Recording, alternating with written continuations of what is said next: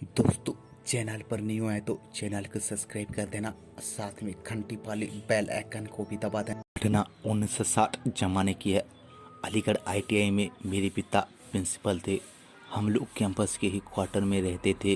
गर्मियों के दिन थे। हम लोग बाहर बरामद में सोए हुए थे।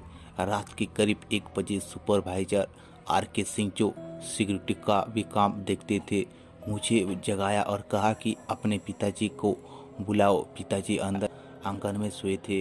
मैंने उन्हें जगाया तो वो बाहर आए तो सिंह साहब ने बताया कि मशीन चल रही है, उसकी आवाज़ यहाँ तक आ रही है।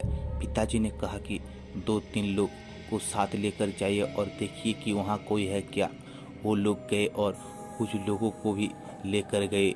काफ़ी देर बाद लौटे और बताया कि वहाँ कोई नहीं था। मशीन अपने आप चल रही थी, उसे बंद कर दिया गया। इतना कहकर वो लोग अपने अपने घर चले गए।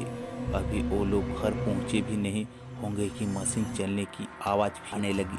पिताजी को आकर उन्होंने बताया और फिर देखने चले गए।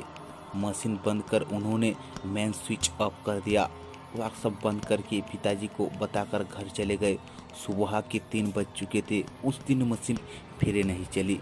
मुझे लगा कि ये एक संयोग हो सकता है। दूसरी रात फिर मशीन चलने लगी। 4 स्टाफ को लेकर सुपरवाइजर साहब पिताजी के पास आए। उन्होंने कहा कि चौकीदार ने बताया कि 1 घंटे से मशीन चल रही है। पिताजी ने जाकर देखने को कहा और मैंने स्विच बंद कर देने को कहा। वो लोग वर्कशॉप गए और मेन स्विच बंद कर दिया। कोई आदमी वहां नजर नहीं आ रहा था। पिताजी को जानकारी देकर वो सोने चले गए। उस वक्त रात के 2 बज चुके थे। आधे घंटे बाद फिर मशीन चलने लगी।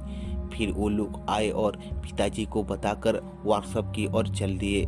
मशीन बंद कर उन्होंने मेन स्विच का ग्रिप भी निकाल दिया। कोई दिखाई नहीं पड़ा। वो सूचना देकर फिर अपने अपने घर चले गए। उस रात फिर मशीन नहीं चली। दूसरे दिन सुबह सिंह साहब फोरमैन के साथ आए। उन्होंने कहा कि सर, कल सोमवार को प्रैक्टिकल का एग्ज़ाम है। हो सकता है किसी छात्र का प्रैक्टिकल पूरा नहीं हुआ हो और वो रात को में प्रैक्टिकल करता हो। सुपरवाइजर साहब ने कहा कि यदि ऐसा हो तो वो दिखाई क्यों नहीं देता, हमारे पूछते ही गायब कहाँ हो जाता है। चलिए दिन में देखा जाए।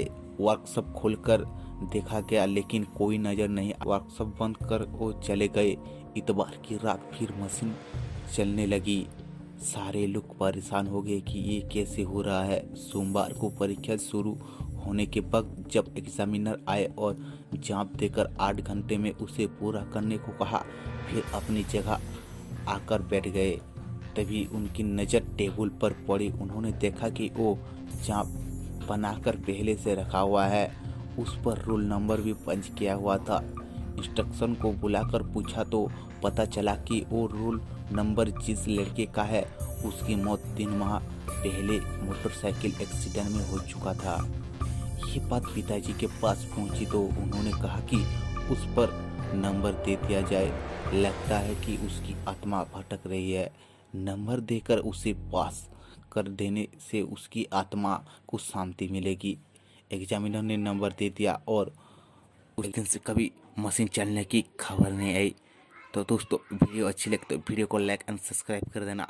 मिलते हैं